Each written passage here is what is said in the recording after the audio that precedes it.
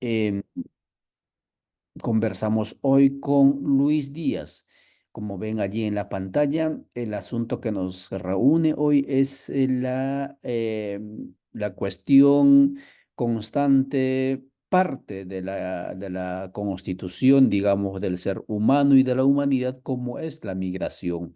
El trasladarse de un lugar a otro, esto es parte de nuestra esencia, por eso es que somos bípedos, ¿sí?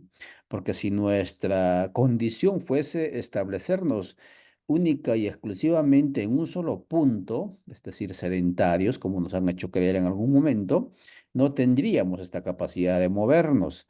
Y en consecuencia, entonces, lo que viene es que el tema de la configuración de las organizaciones territoriales, otros territorios, etcétera, pusieron fronteras y allí viene el tema del control de de la población en ciertos nichos territoriales, etcétera, etcétera. Y en estos tiempos, por la suerte, por la oportunidad que tenemos de habitar en esta zona donde estamos, en este caso Guatemala, un poquito más abajo de México, y en este caso Luis, en Ciudad Juárez vive él, frente o amurallado, digamos, por parte de ese muro que Estados Unidos ha puesto allí, creo que son como 30.000 kilómetros de muro, ¿no? Eh, pues nos toca hablar de este tema porque últimamente los medios de información muestran mareadas, estampidas, multitudes de gente saliendo, especialmente gente entrando pasando por el río Bravo, allí en el estado de Texas, un estado que ha hecho historia, ha sido parte de México, ¿no? Eso es una historia ahí de 1940 por ahí.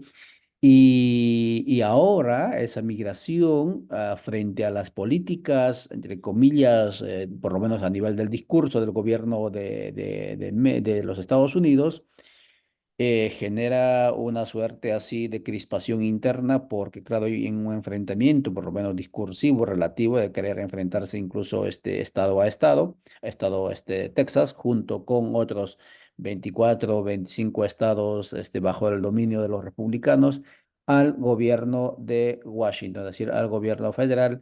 Y en otras épocas ya habían vivido guerras internas en este país, específicamente Estados Unidos, y al parecer casi son los mismos estados que han estado enfrentándose en ese tiempo frente al poder central. Ahora también se levantan con el argumento de no queremos control migratorio por parte del gobierno federal, vamos a nosotros impedirlo. ¿Y quiénes están allí? Están ahí los matones que en películas como Chuck Norris lo ha visto usted, sí, Texas Rangers, ¿no? Esta gente, pues por su identidad, etcétera, se siente insegura de su identidad, quiero decir, por la presencia mexicana en esos territorios que va adquiriendo ya bastante. Y por cierto, si ha sido territorio mexicano, tendrán que ser mexicanos allí. Bueno, eso les va generando una suerte así de duda. Y están viviendo en ambiente electoral también en Estados Unidos. Y entonces el asunto, la cuestión de la migración siempre va a ser, digamos, el enemigo común internacional externo con el cual o atacando a ellos, van a intentar asegurarse, digamos, el voto ciudadano, ¿no? Contra el enemigo común. Eso también es eso es la otra realidad. Que de allí le interese a los Estados Unidos cerrar la frontera, personalmente lo dudo, porque la economía norteamericana, las empresas, las pocas que van quedando después de lo que se van yendo las empresas de los Estados Unidos norteamericana, necesita de trabajo, de mano de obra, de personas en situación jurídica y políticamente sumergidas como son los migrantes y las migrantes para poder sobreexplotarlos para que no haya a dónde puedan acudir porque son indocumentados. De eso se trata esto, pero no soy yo el que va a hablar. Adelante, por favor, Luis Díaz. Salude a la audiencia desde donde te conectas con nosotros. Adelante, Luis. ¿Qué tal, Ollantay? ¿Qué tal? Buenos días a todas, a todos. Es un gusto estar de nuevo con ustedes, con los compañeros de la Red de Pueblos, de Radio Victoria, teniendo esta conversación. Les agradezco ampliamente la posibilidad de tener esta plática tan necesaria en estos momentos. Luis, tú eres investigador, tienes la dicha de vivir frente a al muro, vives esa constante digamos así, de las historias humanas. ¿Cuáles son los impactos de la migración o de este proceso migratorio en donde estás y también qué es lo que tú conoces de los impactos migratorios en los Estados Unidos? Bueno, ciertamente es una pregunta compleja, tiene varios niveles de análisis. Te lo agradezco, voy a tratar de responderla de la manera más concisa posible. Nosotros estamos, Ciudad Juárez, como tú lo comentas, está exactamente en la frontera, somos frontera con El Paso, Texas, en el sur de los Estados Unidos, el norte de México.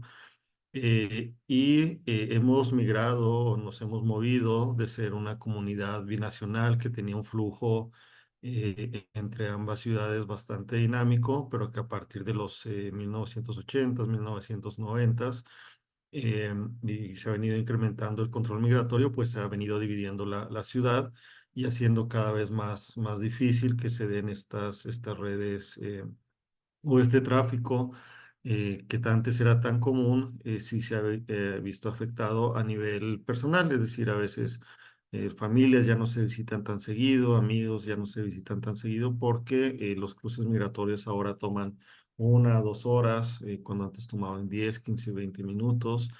Igualmente el regreso. Eso es a nivel familiar, digamos, a nivel social.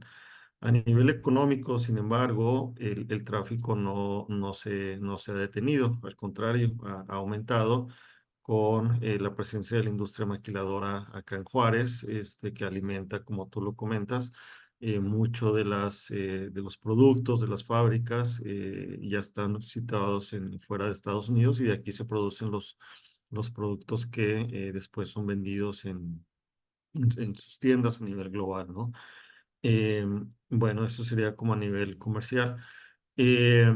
Y a nivel local, ¿no? A nivel internacional vemos también que la migración tiene efectos amplios para tanto los países receptores como los países emisores, o los así llamados países receptores y países emisores, ¿no? Por un lado, están la construcción que se dio desde una visión nacionalista, centralista, de parte no solamente de Estados Unidos, también en Europa se ha dado, de los países del norte global, de construir estados-nación a partir de una identidad, como sabemos, es falsa. No hay ningún país que tenga una sola identidad. Todos los países van a tener diferentes identidades culturales, ¿no? Pero bueno, en el caso de los Estados Unidos, eh, se construye esta idea relativamente reciente, se empieza a construir a partir de o a fortalecer a partir de los segunda mitad del siglo pasado, eh, la idea de una supremacía blanca donde se crea este discurso antimigrante o empieza a aumentar el discurso antimigrante porque cierta población blanca se siente amenazada ante la presencia cada vez mayor de poblaciones católicas, ya de otra etnia, ya no blancos protestantes, y empieza a haber este rechazo y estas medidas migratorias para tratar de prevenir que hubiese un mayor acceso de la población de nuestros pueblos, de México, de Centroamérica y en menor medida de Sudamérica.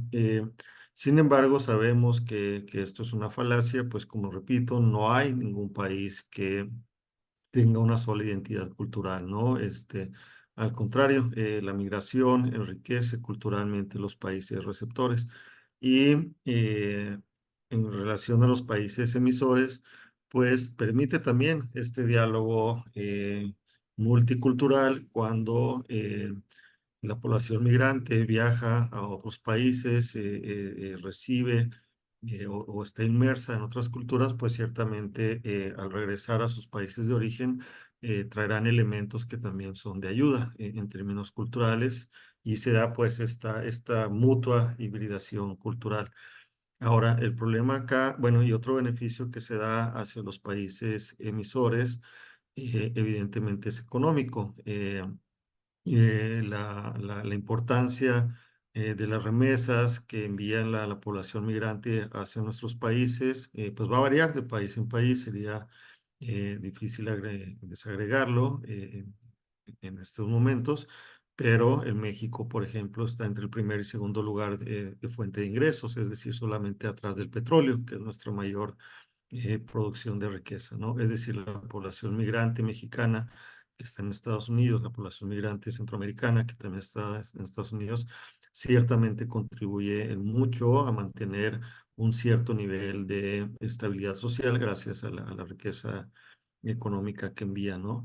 Ahora, un problema que se ha dado con este aumento de las medidas migratorias, de un discurso antimigrante, xenofóbico, aporofóbico, racista, y que además resultó contraproducente para los Estados Unidos, es que cuando las medidas migratorias no eran tan fuertes, lo que teníamos pues era una migración circular, es decir, las personas venían, trabajaban por temporada, regresaban a sus países de origen y se mantenían, no se quedaban encerradas, digamos, en Estados Unidos, ¿no?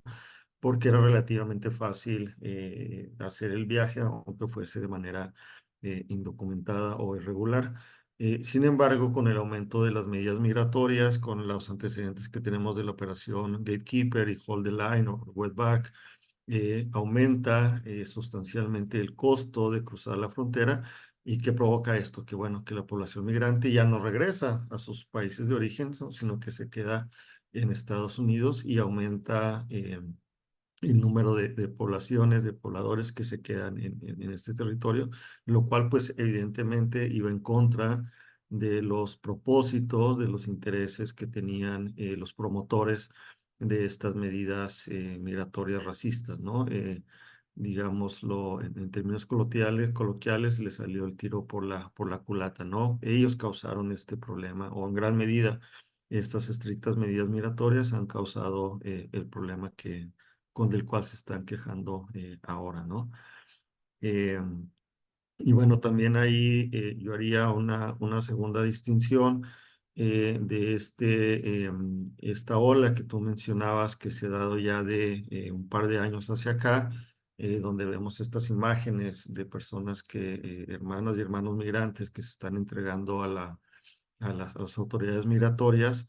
Ahí, hay un trabajo muy interesante de Masley, que es un sociólogo, un migratólogo norteamericano, precisamente donde hace este análisis de la falla de las políticas migratorias en Estados Unidos y cómo se están causando el problema. Y bueno, la falla que él señala en esta última ola o en esta última forma que se está dando de migración es que estaríamos hablando de una crisis humanitaria, no de una crisis migratoria. Entonces, en este sentido, el tratamiento que se tendría que dar tendría que ser diferente. Eh, ¿Por qué? Porque estamos viendo que varios elementos han causado este aumento en la migración.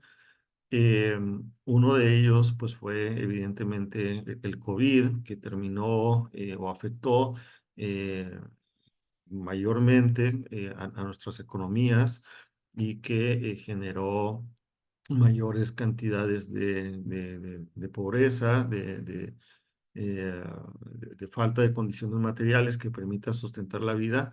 Y ante esto, pues ya no hay más remedio que salir a buscar la vida, ¿no? ¿A qué me refiero con esto?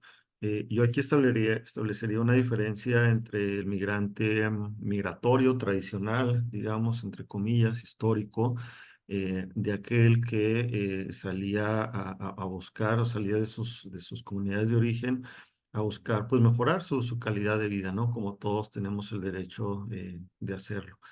Eh, Sin embargo, aquí sería ahí una distinción que estaría haciendo entre la migración forzada, entendiendo esto como personas, ahora ya vemos núcleos familiares, ya vemos no solamente el migrante soltero, joven, varón, que salía esto, sino ya estamos viendo cada vez en mayor medida familias completas que salen ya de sus países de origen.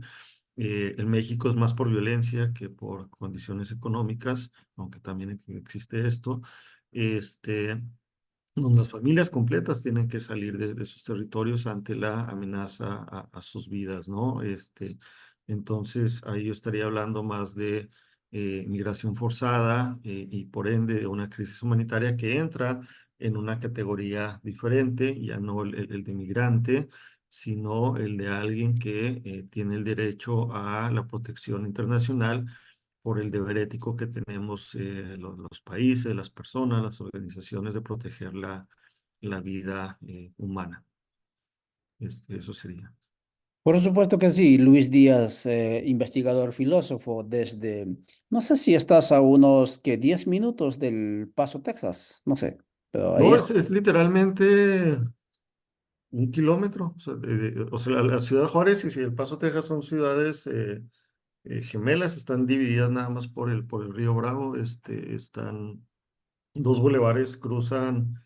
Es vivir en otro, literalmente como si vivieras en una colonia enseguida de la otra. Sí, Son correcto. ciudades hermanas.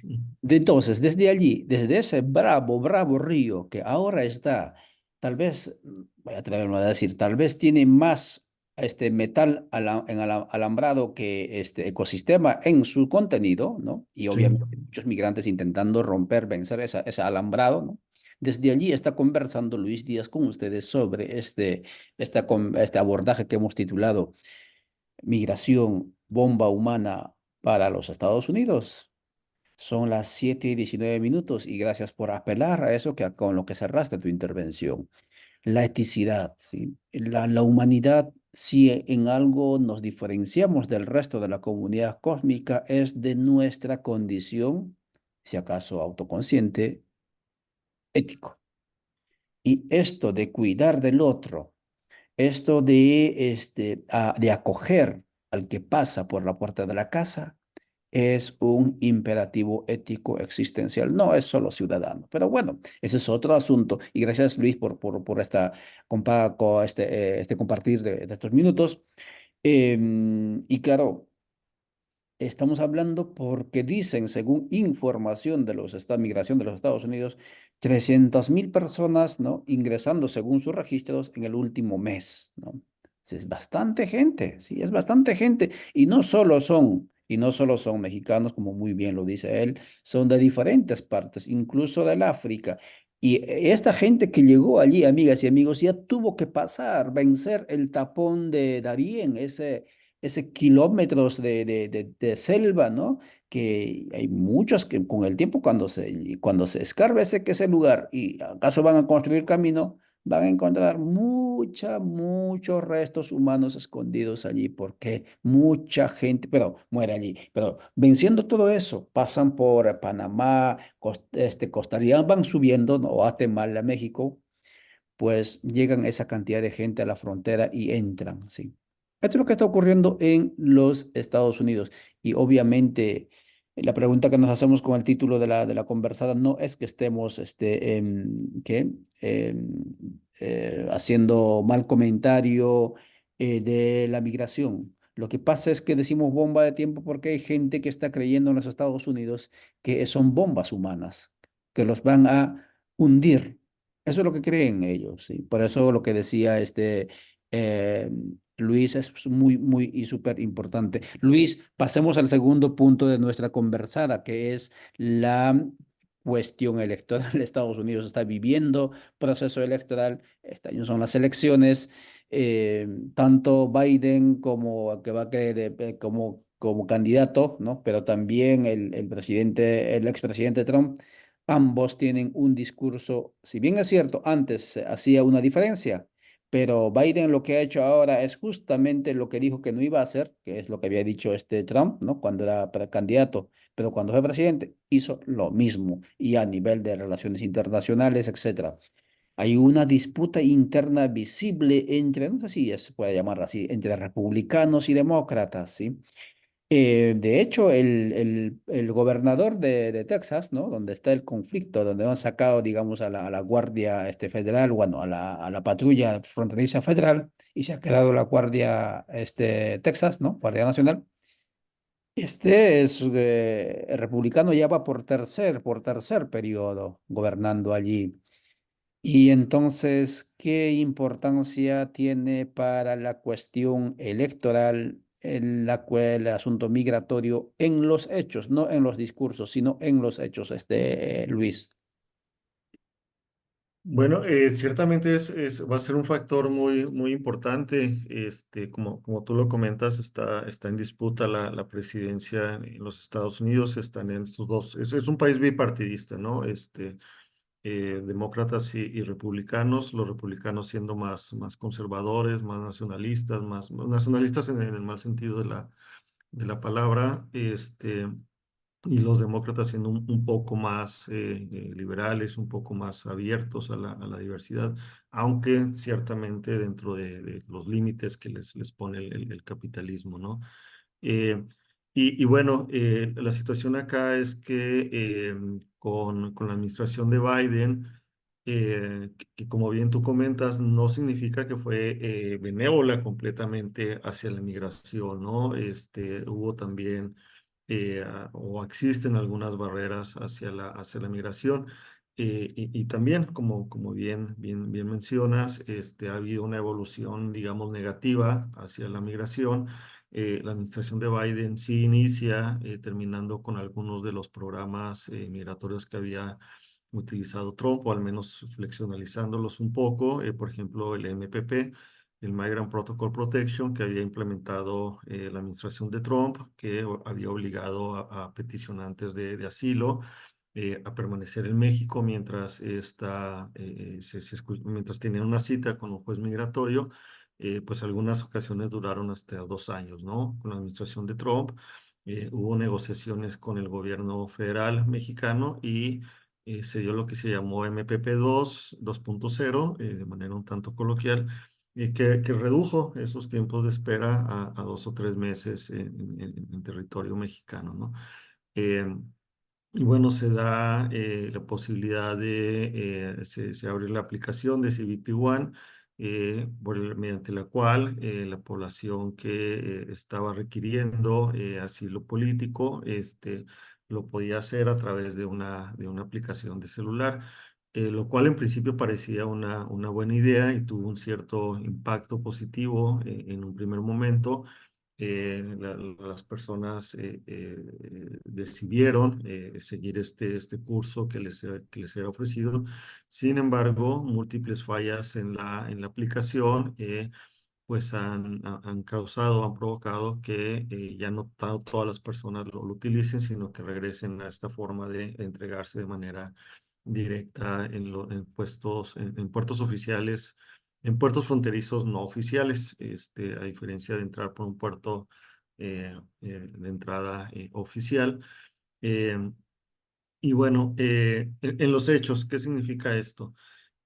Significa que si bien es cierto que hay un aumento de la migración, del número de personas que están buscando migrar a los Estados Unidos, también es cierto que se está sobredimensionando esta presencia porque, por ejemplo, cuando hablamos, o que no hay realmente una manera de saber cuánto es la población, porque cuando hablamos de 300,000 personas, estamos hablando de 300,000 encuentros, que los cuales encuentros son pues una misma persona que ha sido retornada y que vuelve a intentar ingresar a los Estados Unidos, ¿no? Entonces, o sea, nadie puede negar que sí hay un aumento del flujo migratorio, pero tampoco podemos saber realmente cuánto es o con certeza de cuántas personas estamos hablando. También es cierto que las cortes migratorias en los Estados Unidos están sobrepasadas por el número de solicitantes de asilo, pero al mismo tiempo también es cierto que, como también tú lo comentabas, la población migrante no es retratada, o al menos de estos discursos republicanos, como invasores, como aquellos que vienen a robar nuestro país, aquellos que rompen nuestras leyes, etcétera, pero al mismo tiempo hacen uso de esta mano de obra, ¿no? ¿Y por qué? Porque es mejor tener, desde el punto de vista de ellos, obviamente, es mejor tener una población migrante atemorizada, una población migrante vulnerable. ¿Por qué? Porque es más fácilmente explotable a tener una población migrante que tenga derechos laborales, que tenga el derecho a organizarse, que tenga el derecho o que se le reconozca, porque el derecho lo tiene, a una personalidad jurídica, a una personalidad política que le permitiera defender sus derechos, ¿no? Pero es mejor, repito, desde el punto de vista, un punto de vista imperialista, pues tener esta población en condiciones muy precarias para poder, muy vulnerables para poder manipularlos al antojo o a los intereses económicos que predominen en ese momento. Y aquí ya también, por último, agregaría en este sentido de que la administración de Biden, el punto más vulnerable que tiene, pues es el de la migración, en el sentido de que, si recordamos, cuando estaba la administración de Trump, el COVID, Estados Unidos, a pesar de ser un país altamente industrializado, era un país con altísimos índices de mortandad por el COVID. Y finalmente, con la administración Biden, si logra terminar o apaciguar la pandemia de COVID, la economía norteamericana está relativamente estable, tiene la crisis de tiroteos en escuelas, pero eso no sería privativo de la administración de Biden, y tampoco es un tema que se esté tocando, porque eso inflige muchos intereses. Y bueno, a lo que quiero llegar, el punto pues es que la migración es el punto donde están utilizando para pegarle a la administración de Biden, a la administración demócrata, desde un punto de vista que no es que sea buena para la migración, pero digamos es menos mala que una administración republicana. Muchas gracias, Luis. Son las 7:29. Y una última inquietud más quisiéramos que nos conversaras. Por supuesto que sí, estamos en buena medida de acuerdo con lo que nos plantea usted. Am, la migración es benigna, digamos, para todos los pueblos en el marco de que todo esté medianamente ordenado. Pero amigas y amigos, lo que ocurre es que nuestras instituciones, nuestros estados, que en muchos casos ya tienen 200 años, y han tenido capacidad para poder controlarnos dentro de los territorios nacionales que se llaman, pero no han tenido capacidad de poder, digamos, controlar y tener registro informativo, ¿no? Medianamente creíble en las fronteras, ¿no?